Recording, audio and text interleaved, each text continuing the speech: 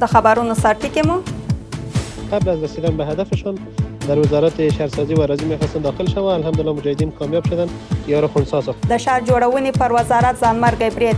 طالبان وایي چې ځانمرګی مخکې له دې چې خپلې موخې ته ورسیږي له منځه وړل شوی دی، خو یو کس وژل شوی او 3 نور ټپیان شوي دي. سیمه ییزه سرچینې هم د دې چاودنې غږ ټکان ورکوونکی بولي. د طالبانو سیاسي او پوځي مخالفانو په ویانا کې د 5مې غونډې په درشل کې د ویانا لړۍ د اجرایي کمیټې غړي دغه ناسته د راتلونکي سه شنبې ورځ پر له طالبانو وروسته د یو ډیموکراتیک بدیل له طرحې د رامنځته کېدو په موخه جوړه شي. طالبان تر اوسه غلي دي. بله ما موافق حق کردیم متاسفانه یک مورد د دولتي کارکونکو د معاشونو په ورکړه کې د ځنډ دوام.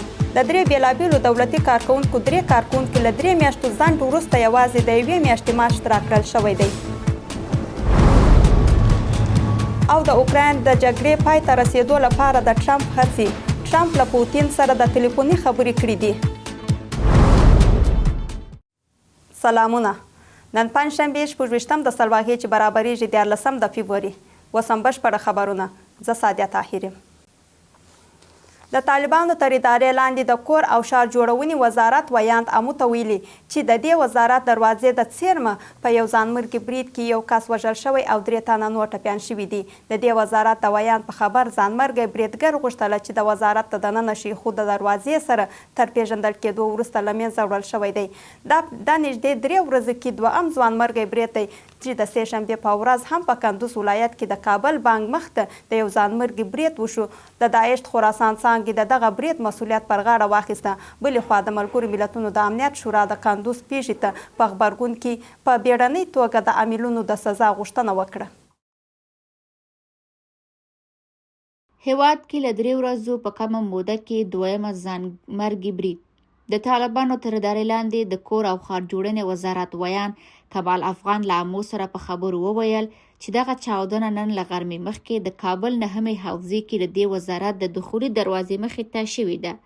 د نوموړي په خبره دغه چاودنې کې یو کس وژل شوی او 3 تنه نور ټپیان شوي دي. افغان همداره زیاته کړه چې دا چاودنه داسې مهال رامنځته شوه چې بریدګر د طالبانو د ځواکونو لخوا تر بیشن کېدو وروسته وزارت ته له ننوتلو وړاندې له منځه یوړل شو. سیمه ییزې سرچینې هم امو ته وایي چې د چاودنې غږ خورا ټکان ورکوونکی و. قبل از رسیدن به هدفشان در وزارت شهرسازی و اراضی میخواستن داخل شوند. الحمدلله مجاهدین کامیاب شدن. یار خونسا ساخت. تر اوسه د نننۍ چاودنې مسؤلیت کومې ډلې پر غاړه نه دی اخیستی. دا چاودنه داسې مهال شوې ده چې 13 سه شنبې ورځ کندوز ولایت هم د یوې ځانمرګي برید شاهد و چې داعش خراسان څانګې مسؤلیت ومنو. تازه د ملګري ملتونو د امنیت شورا د کندوز د برید په خبرګون کې پر دې ټینګار کړی چې د دې ډول بریدونو عاملین، تنظیم کوونکي، مالی تمویل کوونکي او ملاتړي باید محاکمه او حساب ورکولو ته اړ ایستل شي او یا د پیښې ترهګریزه او وحشیانه وبلله. د داعش خراسان څانګې د سلواغه په 23مه د سه شنبې په سهار د کندوز ولایت مرکز کې د کابل بانک مخې د ځانمرګي برید په ترڅ کې د طالبانو یو غړی په نښه کړل چې په پایله کې د طالبانو یو قومندان په ګډون 25 تنه وژل شوي. د سرچینو د معلوماتو پر بنسټ په کندوز کې د داعش د سه شنبې ورځې په برید کې یو شمېر ملکي وګړي هم وژل شوي دي، خو یو شمېر کارپوهان بیا د طالبانو پر وړاندې د داعش د ګواښونو واقعیتونو او جنگي تاکتیکونه داسې بیانوي. داعش خراسان و طالبا دو روی یک سکه هستند و هیچ وقت اینا را ما از هم دیگر مجزا نمیبینم. با هم فعالیت دارند و فعالیت های داعش در افغانستان با همکاری گروه حقانی و طالبای قندار کنترل میشه و از زیر نام داعش به خاطر مقاصدشان از او استفاده میشه. د ملګري ملتونو د راپور پر بنسټ په افغانستان کې د داعش خراسان څانګې بریدونه د تیر کال په پرتله 9.8% زیات شوي دي. د روانې اونۍ په سه شنبې ورځ کې د ملګري ملتونو امنیت شورا ځانګړی ناستې خبرداری ورکړ چې د داعش خراسان څانګې د افغانستان لپاره جدي ګواښ دی او داسې راپورونه هم شته چې کوچني بهرني ترهګري ډلې افغانستان ته سفرونه کوي. Thank you, Mr. President. Mr. President, Excellencies, I am honored. د ویانا د ناستو د لړۍ 5مه غونډه د راتلونکي سهشنبې د 2 ورځو لپاره جوړیږي. د ویانا لړۍ د اجرایي کمیټې غړی محمد الله افضلي امو ته ویلي چې په دې ناسته کې به له طالبانو وروسته د یو ډیموکراتیک بدیل له طرحه د رامنځته کېدو پر عملي ګامونو باندې خبرې اترې وشي. ښاغلي افضلي په وینا په دې ناسته کې لږ تر لږه 100 څیرې او 50 لوی سیاسي جریانونو په ګډون وکړي. طالبانو تر اوسه د دې ناستې په جوړېدو په اړه څه نه دي ویلي. د طالبانو سیاسي او پوځي مخالفین د ویانا د ناستو په لړۍ کې راتلونکي سهشنبې ورځ به د 5م ځل لپاره په اتریش کې سره راټولیږي. د ناستو دغه لړۍ په افغانستان کې د طالبانو تر بیا واکمنېدو وروسته د اتریشي انسټیټیوټ په کوربهتوب رامنځته شو. د ویانا لړۍ د اجرایي کمیټې غړی محمد الله افضلي له امو سره په خبرو کې ویلي چې په دې ناسته کې بله طالبانو وروسته د یو ډیموکراتیک بدیل له طرحې د رامنځته کېدو پر عملي ګامونو به خبرې اترې وشي. د افضلي په وینا په دې ناسته کې به لږ تر لږه 100 څیرې او 50 لوی سیاسي جریانونه ګډون وکړي. د ویانا لومړۍ ناسته د 1401 لمریز کال د وږي په میاشت کې جوړه شوه. د ویانا 4مه غونډه هم د روان کال لمریز په چنګاښ میاشت کې جوړه شوه. په هیواد کې د ټاکنو ترسره کېدل د پراخه بنسټه او ټول شموله حکومت رامنځته کولو او د بشري حقونو تامین هغه مهم موارد دي چې په دې ناستو کې پرې په دوامداره توګه ټینګار شوی. خو شالونکی وایي چې یوازې هغه طرحه د افغانستان په راتلونکي اغیزه لرلی شي چې د خلکو رول ته پکې لومړیتوب ورکول شي. سیاسیون افغانستان انسجام، یک پارچگی و اتحاد صفوفشان را حفظ بکنن و یک نقشه راه را ترسیم بکنن برای آینده افغانستان و اون نقشه راه با دنیا به ویژه کشورهای تصمیم گیر در سرنوشت سیاسی افغانستان اگر شریک شود این کار درست و اهمیتی هست. بدون شک خب نقشه راه در نقشه راه نقش مردم باید برجسته شود. طالبانو تر اوسه د دې ناستې د جوړېدو په اړه کوم رسمي غبرګون نه دی ښودلی، خو د ویانا د 4مې ناستې پر مهال د طالبانو ویان امو ته ویلي وه نه غواړي د دې ناستې په اړه دریځ ولري. طالبانو د اعلامیې په خپرولو سره ویلي دي چې د دوی د ریاست الوزرا اقتصادي مرستیال عبدالغني برادر نن پنجشنبې دوحې ته ولاړه. د خپرې شوې اعلامیې له مخې عبدالغني برادر قطر ته په خپل دې سفر کې د دې هیواد له لومړي وزیر او د بهرنیو چارو له وزیر محمد بن عبدالرحمن الثاني سره ولیدل. همداراز ویل شوي دي چې په دې لیدنه کې د افغانستان او قطر ترمنځ د 2 اړخیزو اړیکو پر پیاوړتیا، اقتصادي همکاري او خصوصي سکتور په برخه کې د پانګونو پر فرصتو خبرې اترې شوي دي. د قطر حکومت تر اوسه د دې لیدنه په اړه څه نه دي ویلي. د حکومت په 3 بیلابیلو ادارو کې د 3 کارکوونکو له امو سره په خبرو کې ویلي چې طالبانو د معاشونو په ورکړه کې له نږدې 3 میاشتنۍ ځنډ وروسته یوازې د دوی د 1 میاشتې معاشونه ورکړلي دي. دغو دولتي کارکوونکو ټینګار کړی دی چې د معاشونو په ورکړه کې ځنډ د دوی له جدي اقتصادي ننګونو سره مخ کړي دي. د طالبانو ویان له وړاندې که څه هم ویلي وه چې د سلواغې پر شیلمه به د دولتي کارکوونکو معاشونه ورکړل شي، خو د دې خبرو سره سره دولتي کارکوونکو یوازې د 1 میاشتې معاش ترلاسه کړی دی. یو شمېر دولتي کارکوونکو له امو سره په اړیکه کې ویلي چې طالبانو د دوی د معاشونو د ورکړې له نږدې 3 میاشتني ځنډ وروسته یوازې د 1 میاشتې معاش ورکړی دی. په دې راپور کې چې د 3 بیلابیلو دولتي ادارو له 3 کارکوونکو سره خبرې شوې دي، د امنیتي ستونزو له امله د دوی هویت پټ پاتې شوی. دوی همدارس زیاتوي چې طالبان د دوی د معاشونو په ورکړه کې ناغېړي کوي او دوی له سخت اقتصادي وضعیت سره مخ کړي دي. بله ما معاشهای خود اخذ کردیم، متاسفانه یک ماهی که این ماه و ماه گذشته است حدوداً هم دیگه به 36 روز میشه که ما معاش دریافت نکردیم. د طالبانو ویان له دې وړاندې امو ته ویلي وو چې د ټولو دولتي کارکوونکو معاشونه به د سلواغې تر شلمه پورې ورکړل شي. خو اوس یوازې د دوی د یوې میاشتې معاشونه ورکړل شوي دي. د طالبانو ویان د دغه راپور تر خپرېدو پورې د عامو پوښتنو ته ځواب ورنه کړ. ورته مهال د اقتصادي چارو یو شمېر کارپوهان ټینګار کوي چې طالبان د دولتي کارکوونکو د معاشونو او د دوی د شمیرو په اړه متناقض معلومات وړاندې کوي. از این لحاظ فکر میکنم که در افغانستان ما با چنین یک مرجع ملی و ریسرچ ملی تا اندازه نرسیدیم. از همین لحاظ است که احصایه‌ای که داده میشه احصایه مطابق به عمل دیده نمیشه. حقوق کارمندان دولتی تلاش میکنند در حالی که برخی از دستمزدها یا معاشات به تعویق افتاده و بعض اوقات تأخیر از تا 2 ماه یا 3 ماه می باشه. افغانستان سره د امریکا د مرستو محدودیت د ډالرو پر وړاندې د افغانیو بې ثباته کېدل او د دولتي کارکوونکو په معاشونو کې ځنډ د خلکو ترمنځ اندېښنې راپارولې دي. که څه هم طالبان ادعا کوي چې د هېواد اقتصادي وضعیت د دوی تر ادارې لاندې دی، خو خلک وایي چې په تشو لاسونو د ژمي شپې او ورځې له زرګونو نورو اقتصادي ننګونو سره تېروي.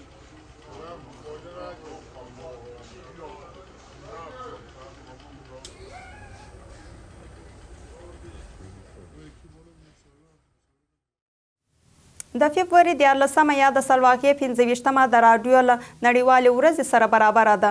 افغانستان په داسې حال کې له دې ورځې لمانځنه کوي چې واک ته له طالبانو تر بیا راتګ وروسته د رادیوګانو په ګډون ډېرې رسنۍ له سختو فشارونو او جدي سانسور سره مخ دي. ملګرو ملتونو په 2012 کال کې د فبروري 14 نیټه د رادیوګانو نړیواله ورځ ونومول.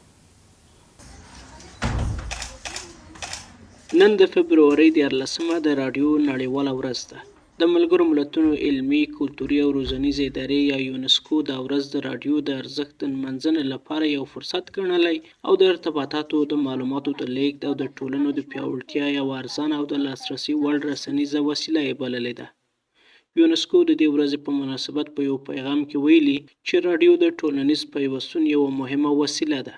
خو په افغانستان کې دا ورځ داسې مهال را رسېدلې چې د 2021 زېږدیز کال په اګست میاشت کې د طالبانو بیا واک ته له رسېدو سره هم مهاله د یوې لسیزې په پرتله په افغانستان کې د راډیویي سټیشنونو شمېر په بېساري کچه راټیټه شوه او د لسګونه راډیوګانو فعالیتونه د اقتصادي ننګونو او د دوی پر نشراتو او کارکوونکو د بېلابېلو محدودیتونو له امله بند شول. په وروستي پیښه کې د طالبانو د اطلاعات او کلتور وزارت ادعا وکړه چې په هېواد کې 280 راډیویي سټیشنونه فعال دي.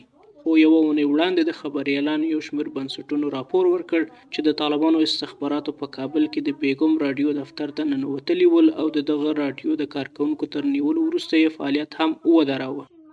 جهان در حال از روز جهانی رادیو تجلیل می کند که رسانه های شنیداری در افغانستان با محدودیت های شدید روبرو هستند و یکی پس از دیگر بسته می شوند، از جمله بسته شدن رادیو بیگم و بازداشت کارمندان آنان در روزهای پسی نشان دهنده افزایش فشار بر رسانه هایی است که به مسائل زنان می پردازند و حاکمان فعلی حتی رسانه هایی را که زیر نظر خودشان فعالیت می کردند را تحمل نمی کند، زیرا هر گونه صدای مستقل و ویژه درباره زنان برای آنان تهدید تلقی می شود.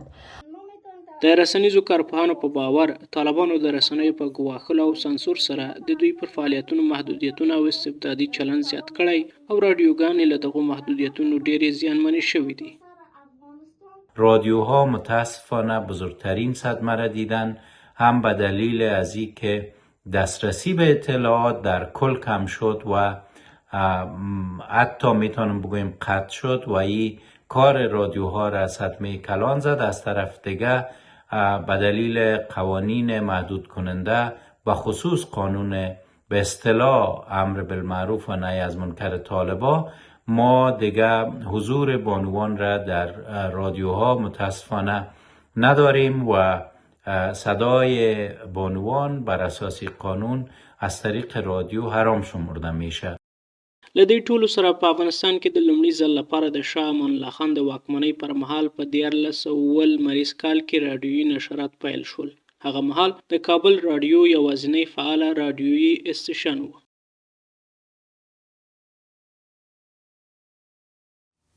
د کندوز علي آباد ولسوالۍ یو شمېر اوسیدونکو امو ته وایي چې له څو کلونو راهیسې دایمي او لوړ کیفیت لرونکو مخابراتي خدماتو ته چې بې برخې دي د دوی د مخابراتي خدمتونو په برخه کې له ننګونو اندېښمن دي او د ژر تر ژر د حل غوښتنه یې کوي. دا د هیواد په شمال ختیځ کې د کندوز ولایت علي آباد ولسوالۍ ده.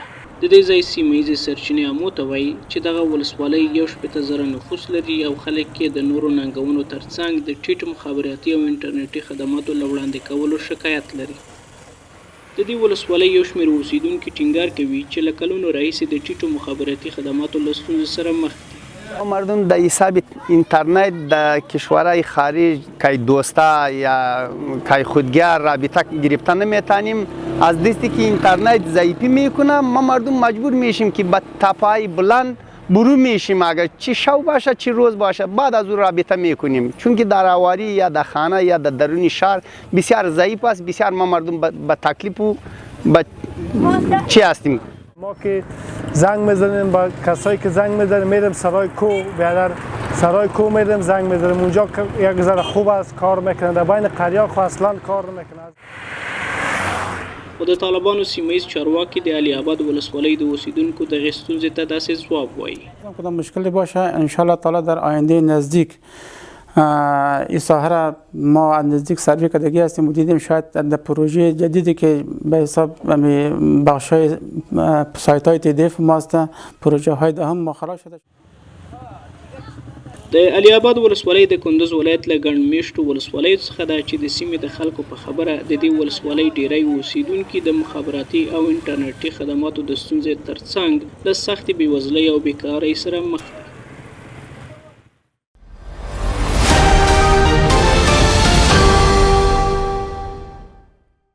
اوس هم د اقتصادي خبرونو په برخه کې غزني کې یو شمېر کورنۍ وایي چې د ژمي د سختې شپې او ورځې له جدي اقتصادي ننګونو سره تېروي. دغه کورنۍ ټینګار کوي چې له یوې خوا سړه هوا او له بلې خوا خالي دسترخوانونو او سړو سرپناهو د دوی د ستونزې زیاتې کړي دي. د دې راپور د دوام کې مو په غزني ولایت کې د یو کورنۍ بد اقتصادي وضعیت راسپېړلی دی. د ژمي په دې سخت موسم کې تش دسترخوان او سړی سرپناه د دې کورنۍ ستونزې لا پسې زیاته کړې دي. زهرا له خپلې کورنۍ سره د غزني په یوه څنډه کې ژوند کوي او د خپلې کورنۍ د جدي اقتصادي ننګونو په اړه خبرې کوي.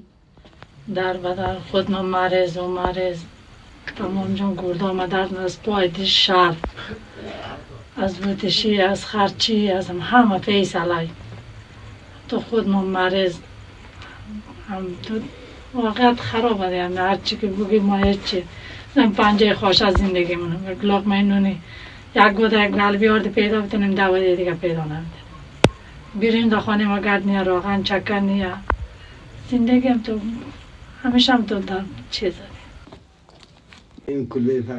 د زهرا خاوند بیا د سختو اقتصادي ننګونو او په غزني کې د کمو کاري فرصتونو په اړه داسې وایي. مشکلات یک نفر کارگر دیگه هیچ کار نمیتونیم. کارانه خوشحال میاره. همین مورم یک ساعت را در کوه همین خوشحال برمیداریم میریم در پشت خواهم امروز ما حوصله نداشتیم تمام جان واسه خود درد داد دیگه نتونستیم که برم. خود دندان فیصله نمیشه. ما هرچی میزنیم حداقل دمی 10 سال میشه دمی جوانی نمیتونیم هنوز ذره برابر نمیتونیم این 4 تا دندان خو ما از حال درست. دغه ورځې له پلازمینې نیولې بیا د هیواد په لړو او نږدې ولایتونو کې خلک د کاري فرصتونو له کموالي شکایت لري. حتی یو شمېر امو ته ویلي چې د روان کال په ژمي کې د خوړو کور ګرمولو او درملو ترمنځ اړ دي چې یو یې وټاکي.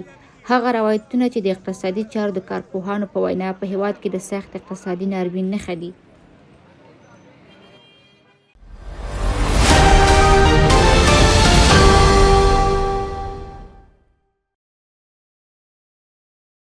د هیواد په بازارونو کې د اسعارو بیه یو امریکایي ډالر 3.15 افغاني، یو یورو 15.15 افغاني، زر ایراني ریال 1.8 افغاني، زر هندي روپی 801 افغاني، یو د اماراتو درهم 19.2 افغاني، زر پاکستاني روپی 254 افغاني.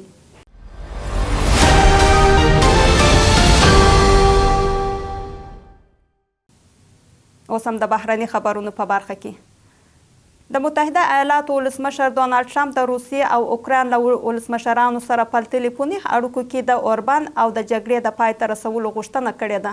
ټرمپ له پوتین سره د تلیفوني خبرو وروسته ویلي چې مسکو هم د اوربان غوښتونکی دی او ډیر ژر به اوکراین کې د جګړې ته پای ټکی کښیږدي.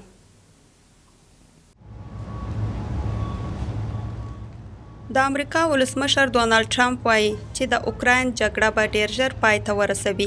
ټرمپ د روسیې له ولسمشر ولادیمیر پوتین او د اوکراین له ولسمشر ولادیمیر زيلنسکي سره په تلیفوني خبرو کې په اوکراین کې د سولې د ټینګښت غوښتنه کړې او امریکایي چارواکو ته امر کړی چې په اوکراین کې د جګړې د پای ته رسولو لپاره خبرې اترې پیل کړي. دغه تلیفوني خبرې وروسته له هغه ترسره شوې چې له دې وړاندې د امریکا د دفاع وزیر ویلي چې کیف د له ناټو سره له پیوستون او د روسیې له لوري د نیول شوو سیمو ته د بیرته راګرځولو له مخې دی لاس واخلي. متحده ایالات باور نه لري چې د اوکراین د ناټو غړیتوب د یوې مذاکره شوې حل لارې یو عیني پایله وي. پر ځای یې هر ډول امنیتي تضمین باید د اروپایي او غیر اروپایي ځواکمنو هیوادونو لخوا ملاتړ شي. که دغه ځواکونه د سوله ساتو ځواکونو په توګه په اوکراین کې ځای پر ځای کیږي نو باید د ناټو د نه غړیتوب د ماموریت د یوې برخې په توګه ځای پر ځای شي او د ناټو د 5مې مادې تر پوښښ لاندې باید نه وي. ټرمپ همداراز ویلي چې د روسیې ولسمشر ولادیمیر پوتین هم د جګړې د پای ته رسولو غوښتنه لري او د اوربان ته د رامنځته کېدو په اړه یې خبرې اترې کړې دي. ورته مهال د ناټو د دفاع وزیرانو هم د پنجشنبې په ورځ په بروکسل کې د اوکراین د جګړې په اړه د دغه سازمان د دفاع بودیجې په تړاو خبرې کړې دي. د امریکا د دفاع وزیر همداراز ویلي چې په اوکراین کې د جګړې پای ته رسولو د اروپایي ټولنې مسؤلیت دی، خو د ناټو عمومي منشي وایي چې کیف دی باید په ټولو خبرو کې ګډون ولري. دا ډیره مهمه ده، هغه څه چې له هرو خبرو راوځي باید دوامداره واوسي. دریم منسک دې نه اوسي. موږ نشو کولی چې یو ځل بیا د دې شاهدان واوسو چې پوتین د اوکراین خاوره په کیلومترونو نیولې ده. له دې ټولو سره د اوکراین جګړه د 2022 کال په لومړیو کې پیل شوه او تر اوسه دوام لري. ډونالډ ټرمپ وایي چې دا جګړه به ډیر ژر پای ته ورسوي، خو دا یې نه دي ویلي چې څه ډول به یې پای ته ورسوي. اوس هم د نړۍ په نورو سیمو کې د اسراییلو له لوري په غزه کې د جګړې د بیا پیلولو له ګواښ سره سم حماس وایي چې دغه ډله هڅه کوي تر څو د شوي هوکړې له ماتېدو مخنیوی وکړي. د اسراییلو د دفاع وزیر خبرداری ورکړی چې که چیرې یرغمل شوي کسان خوشي نشي نو په غزه کې به جګړه له سره پیل شي. خو حماس بیا ټینګار کوي چې اسراییل باید د اوربن پر شوي هوکړې بشپړ عمل وکړي. په غزه کې د اوربن هوکړه وروسته له هغې ډیره ماتېدونکې شوه چې حماس وویل د اسراییلو د یرغمل شوي کسانو آزادول به وځنډوي او ډونالډ ټرمپ هم د راروانې شنبې ورځې تر غرمې مهاله پورې حماس ته ضرب الاجل وټاکه تر څو ټول یرغمل شوي کسان خوشي کړي، که نه نو دوزخ به رامنځته شي. حماس بیا اسرائیل د هوکړې په نقض تورنوي او وایي چې اسرائیل غزې کې سلګونه هغو لاریو ته چې د موقتي سرپناه د وړلو په حال کې دي او لویو ماشینالاتو ته د ننوتلو اجازه نه ورکوي. دا په داسې حال کې ده چې د غزې ډیری اوسیدونکي سرپناه ته اړتیا لري او لوی ماشینونه هم د غزې تړانګې د ویجاړیو د پاکولو او د جسدونو د رایستلو په برخه کې حیاتي بلل کیږي. د ترکیې ولسمشر رجب طیب اردوغان اسلام آباد ته په رسمي سفر کې د پاکستان او ترکیې ترمنځ د اړیکو د پیاوړتیا په موخه څو هوکړه لیکونه لاسلیک کړل. تر اوسه د دې هوکړه لیکونو په تړاو جزئیات نه دي خبره شوي، خو له دې وړاندې په راپورونو کې ویل شوي وو چې رجب طیب اردوغان به د خپل دغه 2 ورځني سفر په ترڅ کې غواړي چې د اقتصادي همکاریو د پراختیا هوکړه لیکونه په ځانګړې توګه د پانګونې او سوداګرۍ برخه کې وروستی کړي. پاکستاني رسنیو هم راپور ورکړی چې د دواړو هیوادونو په غوښتنه د پانګونې او د تعرفو د له منځه وړلو لپاره له 1 تر 15 میلیارډ ډالرو پورې د سوداګرۍ د زیاتوالي خبره شوې ده. اردوغان نن پنجشنبې سهار مهال اسلام آباد ته راورسېد او د پاکستان د لومړي وزیر شهباز شریف او د ولسمشر آصف علي زرداري لخوا یې تود هرکلی وشو.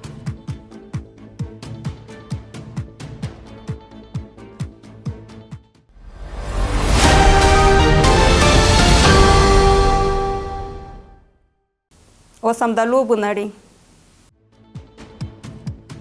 په بغلان کې د الف ګروپ فوټسال سیالي د دې ولایت د پلخمري ښاروالۍ د لوبډلو په اتلولۍ سره پای ته ورسېده.